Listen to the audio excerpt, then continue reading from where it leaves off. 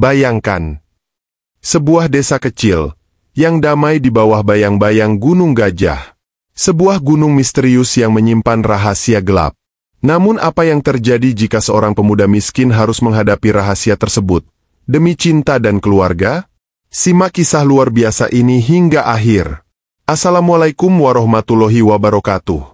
Di video kali ini, saya akan membawakan sebuah cerita yang penuh misteri, pengorbanan, cinta dan penuh makna. Namun sebelum lanjut jangan lupa untuk subscribe dan like di channel ini agar kalian tidak ketinggalan cerita menarik lainnya. Di tanah Jawa ada sebuah desa yang bernama Desa Singgasari. Desa Singgasari adalah desa yang terletak di bawah bayang-bayang megah Gunung Gajah. Adalah tempat yang tampak biasa bagi orang luar, tetapi bagi para penduduknya, desa ini menyimpan cerita yang tak pernah lekang oleh waktu. Rumah-rumah penduduk yang terbuat dari kayu berjajar rapi di tengah hamparan sawah hijau yang subur, menciptakan pemandangan yang damai. Namun, di balik keindahan itu, terdapat aura misteri yang tak terelakkan. Gunung Gajah menjulang tinggi dengan pepohonannya yang lebat, menutupi kaki langit dan memberikan kesan gelap sekaligus agung. Para tetua sering duduk di bawah pohon beringin di tengah desa, menceritakan kisah-kisah mistis tentang hutan yang melingkupi gunung itu. Mereka berbicara tentang makhluk-makhluk gaib yang menghuni hutan, termasuk istana ular putih yang diakini menjadi pusat kekuasaan dunia tak kasat mata. Anak-anak dilarang bermain terlalu dekat dengan hutan, dan para pendaki yang mencoba menaklukkan Gunung Gajah seringkali tidak pernah kembali. Mitos ini tidak hanya menjadi peringatan, tetapi juga menjadi cara bagi penduduk untuk menghormati dan menjaga jarak dari alam yang tidak mereka pahami sepenuhnya. Di pinggir desa, berdiri sebuah rumah kecil dari kayu yang sudah mulai lapuk. Di sanalah Irgi, seorang pemuda yang hidup sederhana, tinggal bersama ibunya. Rumah itu, dengan dinding yang mulai retak dan atap yang bocor di sana-sini, adalah warisan dari mendiang ayahnya. Meski begitu, rumah itu adalah tempat penuh kenangan bagi Irgi dan ibunya. Kehidupan mereka serba terbatas. Irgi, dengan tubuhnya yang kurus dan kulitnya yang kecoklatan karena sering bekerja di bawah terik matahari, selalu berusaha untuk membantu ibunya.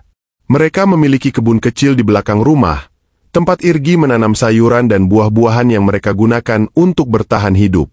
Setiap kali Irgi memandang ibunya, hatinya terasa berat. Wanita yang dulu penuh semangat itu kini tampak lemah, tetapi senyumnya yang tulus selalu menjadi penyemangat bagi Irgi untuk terus berjuang. Mereka hidup dengan sederhana, tetapi kebahagiaan kecil dalam kebersamaan membuat mereka merasa cukup. Hari-hari berlalu dengan rutinitas yang sama, sampai suatu hari musibah menghampiri keluarga kecil itu. Ibu Irgi jatuh sakit. Awalnya, hanya demam ringan yang mereka pikir akan sembuh dengan sendirinya. Namun, penyakit itu semakin parah. Tubuh ibunya semakin lemah, dan napasnya menjadi berat. Irgi mulai panik. Ia membawa ibunya ke tabib desa, tetapi tabib itu hanya bisa menggelengkan kepala dengan wajah penuh penyesalan. Penyakit ini terlalu rumit untuk kuobati, kata tabib itu. Irgi mencoba berbagai cara lain, termasuk ramuan herbal yang direkomendasikan oleh tetangganya, tetapi tidak ada yang berhasil. Melihat ibunya terbaring lemah di tempat tidur, hati Irgi terasa seperti dihimpit batu besar. Ia merasa tidak berdaya. Baginya, ibunya adalah segalanya. Ia tidak hanya seorang ibu, tetapi juga satu-satunya keluarga yang tersisa. Irgi mulai berpikir bahwa ia harus menemukan cara lain, meskipun itu berarti mengambil risiko besar. Malam itu, ketika Irgi tertidur dengan hati yang penuh kegelisahan, ia bermimpi. Dalam mimpinya, ia berada di tempat yang aneh namun mempesona. Sebuah padang luas yang dipenuhi bunga-bunga ungu yang bercahaya di bawah sinar rembulan. Di tengah padang itu, berdiri seorang wanita cantik dengan rambut hitam panjang yang tergerai. Wanita itu mengenakan gaun putih yang berkilauan seperti embun pagi. Senyumnya lembut, tetapi matanya menyiratkan sesuatu yang misterius. Irgi, katanya dengan suara yang lembut namun penuh kekuatan. Jika kau ingin menyelamatkan ibumu, kau harus datang ke hutan Gunung Gajah. Di sana, kau akan menemukan jawabannya. Irgi terbangun dengan jantung berdegup kencang. Mimpinya terasa begitu nyata, seolah-olah wanita itu benar-benar ada di hadapannya. Namun, ia mencoba menepisnya. Hanya mimpi, pikirnya. Tetapi bayangan wanita itu terus menghantui pikirannya sepanjang hari. Malam berikutnya, mimpi yang sama kembali datang. Wanita itu, dengan senyumnya yang menenangkan, mengulangi pesannya. Datanglah ke hutan Gunung Gajah, Irgi. Jawabanmu ada di sana. Kali ini, suaranya terdengar lebih mendesak. Irgi terbangun dengan perasaan campur aduk. Ia mulai bertanya-tanya apakah ini lebih dari sekadar mimpi. Pada malam ketiga, mimpi itu kembali datang, dan wanita itu berkata dengan nada yang lebih tegas. Waktumu tidak banyak, Irgi. Kau harus bergegas. Pagi harinya, Irgi merasa bahwa ia tidak bisa lagi mengabaikan panggilan itu.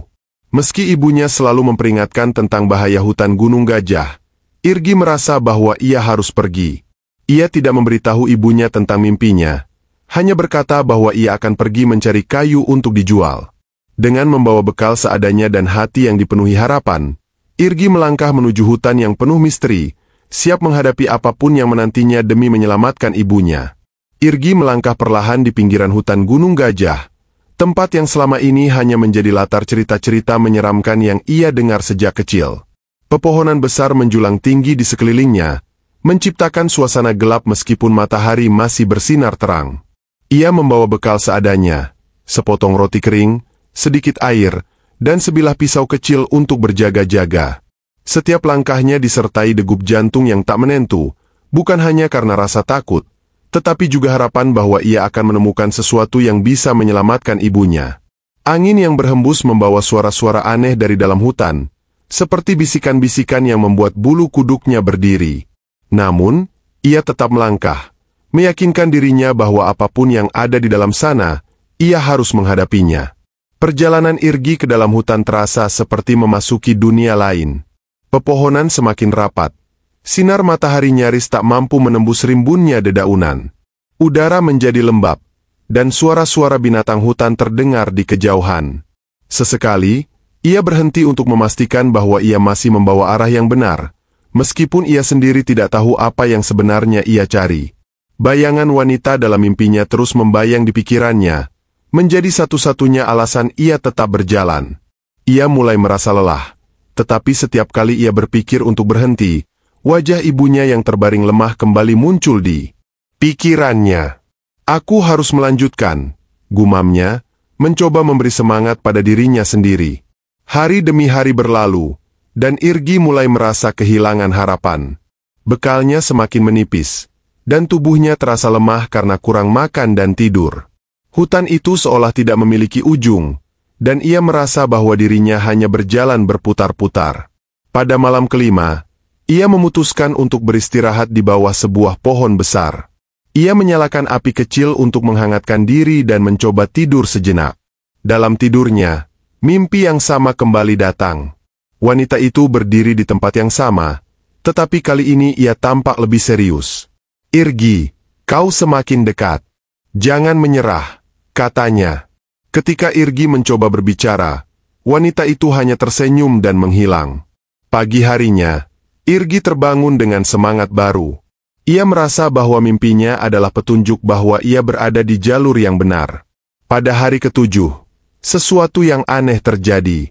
Irgi menemukan seekor ular kecil berwarna putih tergeletak di tengah jalan setapak yang ia lewati. Ular itu tampak terluka, tubuhnya melilit lemah, dan ada darah yang mengering di sisiknya. Irgi berhenti, memperhatikan ular itu dengan hati-hati. Ia merasa kasihan melihat makhluk kecil itu, tetapi ia juga tahu bahwa menyentuh ular bisa berbahaya. Namun, rasa iba mengalahkan rasa takutnya. Dengan hati-hati, ia mengangkat ular itu dan membungkusnya dengan kain yang ia bawa. Aku akan merawatmu, katanya pelan, seolah-olah ular itu bisa mengerti. Ia merasa bahwa ini adalah hal yang benar untuk dilakukan, meskipun ia tidak tahu mengapa. Setelah menemukan ular itu, Irgi memutuskan untuk kembali ke desanya. Ia merasa bahwa ia telah gagal menemukan jawaban di hutan, tetapi setidaknya ia bisa membantu makhluk kecil yang malang ini. Perjalanan pulang terasa lebih singkat, mungkin karena pikirannya sibuk memikirkan cara merawat ular itu. Sesampainya di rumah, ia segera membersihkan luka ular tersebut dan memberinya makan. Ia menggunakan ramuan herbal yang biasa ia buat untuk ibunya, berharap itu bisa membantu. Ular itu tampak mulai membaik setelah beberapa hari, dan Irgi merasa lega. Namun, ia tidak pernah menceritakan tentang ular itu kepada siapapun, bahkan kepada ibunya. Rumah mereka yang terletak di pinggir desa memberikan privasi yang cukup baginya untuk merawat ular itu tanpa diketahui orang lain. Ia tidak menyadari bahwa keputusannya ini akan mengubah hidupnya selamanya. Malam itu, Irgi terbangun karena mendengar suara langkah kaki halus yang berasal dari kamar ibunya. Dengan rasa penasaran, ia mengintip dari balik pintu dan melihat bayangan samar melintasi ruangan. Irgi memberanikan diri mendekati kamar ibunya dengan langkah perlahan agar tidak mengusik. Dari celah pintu yang sedikit terbuka, ia menyaksikan sesuatu yang membuatnya terkejut. Seekor ular putih, yang selama ini ia rawat, melingkar di atas tubuh ibunya. Ular itu tampak seperti sedang merapal mantra, dengan cahaya redup menyelimuti tubuhnya. Irgi nyaris berteriak, tetapi ia menahan diri dan tetap mengawasi. Setelah beberapa saat, ular itu perlahan turun dari tempat tidur ibunya dan mulai bergerak keluar. Irgi mengikuti dari kejauhan, memastikan bahwa ia tidak terlihat. Ular itu menuju ke dapur, di mana ia perlahan berubah menjadi sosok wanita cantik yang sering hadir dalam mimpi Irgi. Wanita itu terlihat memejamkan mata sejenak sebelum menyadari bahwa Irgi berdiri tak jauh darinya. "Kau siapa sebenarnya?" tanya Irgi dengan suara bergetar. Wanita itu tersenyum lembut dan berkata, "Aku adalah Ayu, jelmaan ular putih yang kau selamatkan di hutan. Aku datang untuk membalas budi atas kebaikanmu." Irgi terkejut mendengar penjelasan itu, tetapi ia juga merasa lega mengetahui bahwa wanita yang selama ini hadir dalam mimpinya bukanlah ancaman. Ayu melanjutkan ceritanya, menjelaskan bahwa ia adalah penjaga dari sebuah kerajaan siluman ular yang terletak di pedalaman Gunung Gajah. "Ketika kau menemukanku, aku baru saja bertarung melawan penyihir jahat yang mencoba menghancurkan dunia kami. Luka-luka itu hampir membunuhku, tetapi kebaikan hatimu menyelamatkanku," ujar Ayu dengan nada penuh rasa syukur. Irgi mendengarkan dengan penuh perhatian, merasa ada sesuatu yang lebih besar dari dirinya sedang terjadi. Ayu kemudian mengungkapkan bahwa ibunya yang sakit parah telah disembuhkan berkat kekuatan penyembuhan yang ia miliki. "Setiap malam, aku merapal mantra untuk membersihkan racun yang menggerogoti tubuh ibumu. Itu adalah caraku membalas kebaikanmu," kata Ayu sambil menatap Irgi dengan penuh kehangatan. Mata Irgi berkaca-kaca mendengar pengakuan itu. Ia merasa bersyukur sekaligus terharu. Tidak pernah membayangkan bahwa tindakan kecilnya menolong seekor ular bisa membawa dampak sebesar ini. "Terima kasih, Ayu. Aku tidak tahu bagaimana aku bisa membalas kebaikanmu," ujar Irgi tulus. Ayu tersenyum dan berkata, "Ada satu hal yang bisa kau lakukan untukku. Kaum kami sedang dalam bahaya besar, dan aku membutuhkan bantuanmu untuk menyelamatkan mereka." Irgi tertegun mendengar permintaan itu, tetapi ia tahu bahwa ia tidak bisa menolak. Dengan restu dari ibunya, Irgi memutuskan untuk membantu Ayu. Mereka pun bersiap memulai perjalanan kembali ke pedalaman Gunung Gajah, tempat di mana rahasia besar dan tantangan baru menunggu mereka. Irgi tidak tahu apa yang akan ia hadapi, tetapi ia merasa bahwa ini adalah takdir yang harus ia jalani. Perjalanan dimulai dengan langkah pelan dan hati-hati. Ayu membawa Irgi ke jalur yang tidak pernah dijamah manusia. Sepanjang perjalanan, hutan terasa hidup, seolah mengamati setiap gerakan mereka. Pepohonan raksasa menjulang tinggi, ranting-rantingnya membentuk kanopi tebal yang menghalangi cahaya matahari. Suara burung dan binatang malam mengiringi langkah mereka. Ayu berbicara dengan nada serius. "Hutan ini memiliki penjaga. Kita harus berhati-hati dan menunjukkan niat baik agar mereka membiarkan kita lewat." Irgi mengangguk, berusaha menenangkan hatinya yang berdegup kencang. Di tengah perjalanan, mereka berhadapan dengan makhluk penjaga hutan yang menjelma menjadi sosok harimau raksasa dengan mata yang menyala. Harimau itu mengaum keras, menghentikan langkah mereka. "Siapa yang berani memasuki wilayah ini?" suara harimau itu bergema. Ayu maju selangkah dan berkata dengan tegas, "Aku, Ayu, putri dari kerajaan siluman ular, bersama Irgi, manusia berhati baik yang datang untuk membantu." Harimau itu menatap Irgi dalam-dalam, seolah menilai kebenaran di hatinya. Setelah beberapa saat yang terasa seperti selamanya, harimau itu mengangguk. "Kalian boleh lewat, tetapi waspadalah. Bahaya lebih besar menunggu di depan. Setelah melewati penjaga hutan, mereka tiba di sebuah lembah tersembunyi yang dikelilingi oleh tebing-tebing tinggi. Di tengah lembah, terdapat pintu batu besar dengan ukiran ular yang melingkar. Inilah pintu masuk ke kerajaan kami, kata Ayu. Dengan mantra yang diucapkan pelan, pintu itu perlahan terbuka, memperlihatkan sebuah dunia bawah tanah yang penuh cahaya berkilauan dari batu-batu kristal di langit-langit gua.